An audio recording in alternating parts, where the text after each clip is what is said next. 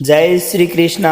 भगवान कहते हैं कि जिस दिन भक्ति में आपका मन लगने लगे तो समझ लेना कि आपने भगवान को नहीं बल्कि भगवान ने आपको चुना है। नमस्कार दोस्तों, स्वागत है आप सबका हमारे चैनल सांवरिया ऑफिशियल पर।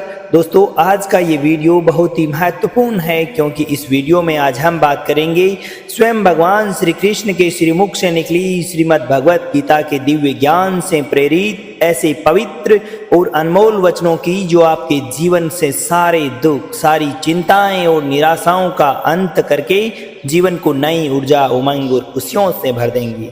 श्रीमद् भगवत गीता केवल एक धर्म के लिए नहीं बल्कि इस धरती के हर एक इंसान को, प्राणी को समझना चाहिए ताकि वह अपने जीवन काल में सुख, समृद्धि और शांति को पा सके। कहा जाता है कि जिस घर में श्रीमद् भगवत गीता के पाठ को हर रोज पढ़ा जाता है अथवा सुना जाता है, उस घर में भगवान श्री कृष्ण स्वयं आते हैं। दोस्तों, इसलिए आप भगवान श्री कृष्ण के इस ज्ञान का लाभ अधिक से अधिक लेना चाहते हैं तो श्रीमद् भगवत गीता से प्रेरित इस ज्ञान के वीडियो को आखिर तक अवश्य सुने और इन विचारों को आप हर रोज सुबह और रात को सोने से पूर्व एक बार अवश्य सुने। चलिए सुनते हैं भगवान श्री कृष्ण के श्रीमुख से निकले इन अनमोल वचनों को। श्री कृष्ण भगवान कहते हैं कि जिंदगी में कुछ नेक कार्य ऐसे भी करने चाहिए जिनका कि उस ऊपर वाले के सिवा कोई दूसरा गवाह ना हो। जीवन मिलना भाग्य की बात है, मृत्यु होना समय की बात है, लेकिन मृत्यु के बाद भी लोगों के दिलों में जिंदा रहना यह अपने अपने कर्मों की बात है। श्रीमद् भगवत गीता में भगवान श्री कृष्ण कहते हैं कि हे अर्जुन, मैं समस्त प्राणियों के हृदय में स्थित उनकी आत्मा हूँ। सभी प्राणियों का आदि, मध्य और अंत भी मैं ही हूँ। मैं ग्रहों में सूर्य हूँ, वेदों में सामवेद, देवों में इंद्र हूँ और इंद्रियों में मन। मैं ब्रह्मा हूँ, मैं विष्णु हूँ, मैं महेश हूँ। जलाशयों में मैं ही समुद्र हूँ, पर्वतों में मैं ही हिमालय हूँ। इस संपूर्ण संसार में तुम जो कुछ भी देख पाते हो सब मैं ही हूँ। आगे श्री कृष्ण कहते हैं कि ये संसार ही माया है, ये संसार मुझसे ही उत्पन्न हुआ है। मैं ही इसका पालन पोषण करता हूँ और मैं ही इस सृष्टि का विनाश भी करता हूँ। मैं भूत, वर्तमान और भविष्य के सभी प्राणियों को जानता हूँ, परंतु वास्तविकता में मुझे कोई नहीं जानता। कान्हा कहते हैं कि सबर कोई कमजोरी नहीं होती बल्कि वह ताकत होती है जो हर किसी में नहीं होती। दुआएं कभी खाली नहीं जाती, बस सही वक्त आने पर कबूल होती है। मनुष्य अपने आत्मविश्वास से निर्मित होता है। जब वह अपने आप में विश्वास रखता है वैसा ही वह बनता जाता है। हर चीज की नकल की जा सकती है लेकिन चरित्र और व्यवहार की नहीं, इनको सिर्फ बनाया जाता है। अपनी सोच को काबू में रखिए क्योंकि आपकी सोच ही आगे चलकर असलियत का रूप लेती है। अगर व्यक्ति की नीयत अच्छी हो तो उसका नसीब कभी बुरा नहीं हो सकता। वक्त बनाने वालों को जरा यह वक्त देकर देखो, वह आपका वक्त बदल देगा। जिंदगी में विचारों की भीड़ जितनी कम होगी, जिंदगी का सफर उतना ही सुहावना और आसान होगा। मन का झुकना भी बहुत जरूरी है, केवल सर झुकाने से भगवान नहीं मिला करते। अगर आप उन बातों पर तथा परिस्थितियों की वजह से परेशान हो जाते हैं जो आपके नियंत्रण में है ही नहीं, तो इसका परिणाम सिर्फ समय की बर्बादी और भविष्य का पछतावा मात्र होगी। आप दुख पर ध्यान देंगे तो हमेशा दुखी रहेंगे, आप सुख पर ध्यान देंगे तो हमेशा सुखी रहेंगे, क्योंकि आप जिस पर ध्यान देते हैं वही चीज सक्रिय हो जाती है। श्रीमद् भगवत गीता में भगवान श्री कृष्ण कहते हैं कि जिस प्रकार ज्योति अंधेरे में चमकती है, ठीक उसी प्रकार सत्य भी चमकता है। इसलिए मनुष्य को सदैव सत्य के मार्ग पर ही चलना चाहिए।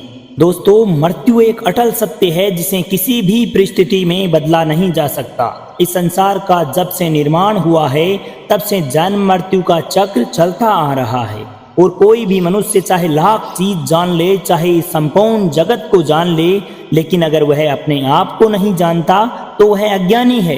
कान्हा कहते हैं कि यदि आपको कोई ठुकरा दे तो बुरा मत मानना, क्योंकि वे वास्तव में आपकी कीमत नहीं जानते। बुरा वक्त जीवन में आता है और गुजर जाता है, बस ऊपर वाले को हमारा सब्र आजमाना होता है। चेहरे पर सदैव मुस्कुराहट होने का मतलब ये नहीं कि जीवन में संघर्ष नहीं है, बस ऊपर वाले पर भरोसा ज्यादा है। जिंदगी में अगर कुछ बड़ा करना है तो दो चीजें हमेशा याद रखना, जो खोया है उसका गम नहीं और जो पाया है वह भी किसी से कम नहीं। खराब तबीयत से व्यक्ति उतना ज़्यादा बीमार नहीं होता जितना नकारात्मक विचारों से थकता है। जिंदगी में हम कितना सही और कितना गलत हैं ये सिर्फ दो ही शख्स जानते हैं, एक परमात्मा और दूसरा हमारी अंतरात्मा। नकारात्मक विचारों को अपने मन में प्रवेश करने की अनुमति मत दो, क्योंकि यही वह चीज है जो हमारा आत्मविश्वास कम कर देती है। कामयाबी कुछ भी नहीं, बस एक नाकामयाब इंसान के जीवन के संघर्ष की कहानी मात्र है। आपके खिलाफ होने वाली बातों को खामोशी से सुन लीजिए, यकीन मानिएगा वक्त उनका बेहतर जवाब देगा। जिसने अपने को वश में कर लिया उसकी जीत को देवता भी हार में नहीं बदल सकते। लोग आपकी अच्छाई को आपकी कमजोरी समझते हैं तो ये उनकी समस्या है। आप आईना हो, आईना बने रहो, फिक्र वह करे जिनकी सूरत खराब है। श्री कृष्ण भगवान कहते हैं कि मनुष्य का मन वायु के समान चंचल है, जो उसे सदैव काम और वासनाओं की तरफ भटकाता रहता है। अगर हम जीवन को सफल बनाना चाहते हैं तो मन को काबू में करना बहुत जरूरी है, कि मन को काबू में करने से दिमाग की शक्ति बढ़ती है, प्रत्येक काम में सफलता मिलती है। भगवान के अनुसार जो व्यक्ति अपने मन पर काबू पा लेता है वह अपने मन में पैदा होने वाली बेकार की इच्छाओं, शंकाओं और कामनाओं से दूर रहता है। उसे अपने लक्ष्य को प्राप्त करने में बहुत आसानी होती है। जो व्यक्ति सुख और दुख में शांत रहता है उसके राग, भय और क्रोध नष्ट हो जाते हैं और फिर वह शुभ और अशुभ वस्तुओं को पाने तथा खोने में ना तो प्रसन्नता प्रकट करता है और ना ही दुख। वह स्थिर बुद्धि मनुष्य माना जाता है जो अंततः अपने लक्ष्य को प्राप्त करता है और हमेशा खुश रहता है। क्रोध मनुष्य को मात्र और मात्र नरक की ओर ले जाने वाला एक द्वार मात्र है, क्योंकि क्रोध करने से ही मनुष्य का मन अशांत होता है और उसकी स्मृति में भी भ्रम होता है। इसलिए हमें सदैव क्रोध से बचना चाहिए और अपने आप को शांत रखने का प्रयास करते रहना चाहिए। श्रीमद् भगवत गीता में भगवान श्री कृष्ण अर्जुन से कहते हैं कि हे अर्जुन, तुम्हारा क्या गया जो तुम रोते हो? तुम क्या लाए थे जो तुमने खो दिया? और तुमने ऐसा क्या पैदा किया जो नष्ट हो गया? तुमने जो कुछ लिया यहीं से लिया, जो दिया यहीं पे दिया, तो तुम आज इतना दुखी क्यों हो? जो आज तुम्हारा है वह कल किसी और का होगा, क्योंकि परिवर्तन ही संसार का नियम है और समय के साथ संसार में प्रत्येक चीज परिवर्तन के नियम का पालन करती है। भगवान श्री कृष्ण कहते हैं कि कर्म योग ही वह योग है जिसके माध्यम से हम अपनी जीवात्मा से जुड़े हुए हैं। कर्म योग हमारी आत्मज्ञान को जागृत करता है। इसके बाद हम न केवल अपने वर्तमान जीवन के उद्देश्यों को बल्कि जीवन के बाद की अपनी गति का पूर्व आभास तक कर सकते हैं। योग में कर्म के द्वारा ईश्वर की प्राप्ति को किया जा सकता है। श्रीमद् भगवत गीता में कर्म योग को ही सर्वश्रेष्ठ माना गया है। एक गृहस्थ और कर्मठ व्यक्ति के लिए ये योग अधिक महत्वपूर्ण है। कर्म योग मनुष्य को सिखाता है कि कर्म के लिए काम करो, आसक्ति रहित होकर काम करो। एक कर्मयोगी मनुष्य इसलिए काम करता है क्योंकि उसे अपना कर्म करना अच्छा लगता है और इस कर्म के पार उसका कोई हित नहीं होता। एक कर्मयोगी कभी अपने कर्म का त्याग नहीं करता, वह अपने कर्म से मिलने वाले फल का त्याग करता है, अपने कर्म जनित दुखों से मुक्त हो जाता है। एक कर्मयोगी मनुष्य की स्थिति इस संसार में एक दाता के समान है और वह कुछ भी पाने की कभी कोई इच्छा नहीं करता। संसार का कोई भी कार्य ब्रह्म से अलग नहीं है, इसलिए कार्य की प्रकृति चाहे कोई भी हो, निष्काम भावना से किया गया कार्य सदैव परमात्मा को ही समर्पित हो जाता है। आगे भगवान श्री कृष्ण कहते हैं कि हे अर्जुन, पुनर्जन्म का कारण वासनाओं या अतिरिक्त कामनाओं का संचय मात्र है। एक कर्म योगी कर्म फल के चक्कर में ही नहीं पड़ता, इसलिए उसमें वासनाओं का संचय भी नहीं होता। इस प्रकार एक सच्चा कर्म योगी इस पुनर्जन्म के बंधन से सदैव सदैव के लिए मुक्त हो जाता है। अपनी कमियों को केवल हम दूर कर सकते हैं और कोई नहीं, बाकी सब इनका फायदा उठाने के लिए जानते हैं। समय के पास भी इतना समय नहीं कि वह आपको दोबारा समय दे सके, इसलिए सदैव अपने को मिले टाइम की कद्र अवश्य करनी चाहिए।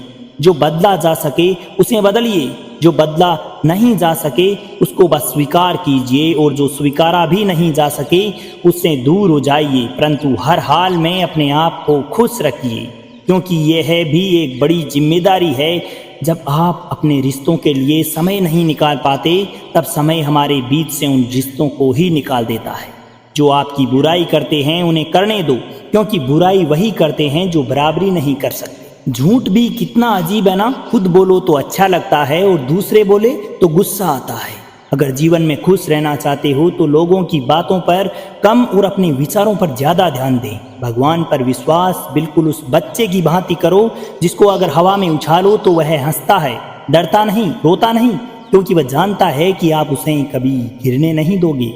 श्रीमद् भगवत गीता में भगवान श्री कृष्ण कहते हैं कि अर्जुन, मेरा इन तीनों लोकों में ना तो कोई कर्तव्य है और ना ही मुझे कोई वस्तु प्राप्त करने का लालच, फिर भी मैं अपना कर्म करते हुए अपने कर्तव्य का निर्वाह कर रहा हूँ।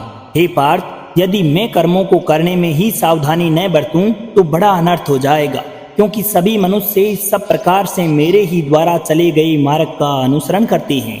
यज्ञ से बचे हुए अन्न को खाने वाले श्रेष्ठ पुरुष सभी पापों से मुक्त हो जाते हैं, और जो पापी लोग अपने शरीर का पोषण करने के लिए ही अन्न पकाते हैं वे तो पाप को ही खाते हैं। अर्थात जो व्यक्ति परमात्मा को याद किए बिना ही अपने जीवन में लगे रहते हैं उन्हें चोर समझना चाहिए। केवल ज्ञान ही ऐसा एकमात्र तत्व है जो कहीं भी किसी भी अवस्था में किसी भी हाल में मनुष्य का साथ नहीं छोड़ता। धरती पर जिस प्रकार मौसम में बदलाव आता है, इस प्रकार जीवन में भी सुख दुख आता रहता है, जाता रहता है। युद्ध हो या जीवन, सफलता सदैव 3 शस्त्रों से ही प्राप्त की जाती है, और वह है धर्म, धैर्य और साहस। दोस्तों, इस वीडियो में बस इतना ही। उम्मीद करते हैं कि आपको ये वीडियो पसंद आया होगा। आपका समर्थन हमारे लिए अति महत्वपूर्ण है। आपने हमारे साथ इस ज्ञान के सफ़र में साझेदारी की और हमें इस बात की खुशी है कि आप हमारे साथ हैं। बस ऐसे ही आपका साथ हमारे साथ बनाए रखिए। अपने जीवन में खुशहाली के साथ हंसते रहिए, मुस्कुराते रहिए, आगे बढ़ते रहिए और प्रेम से बोलिए श्री राधे राधे।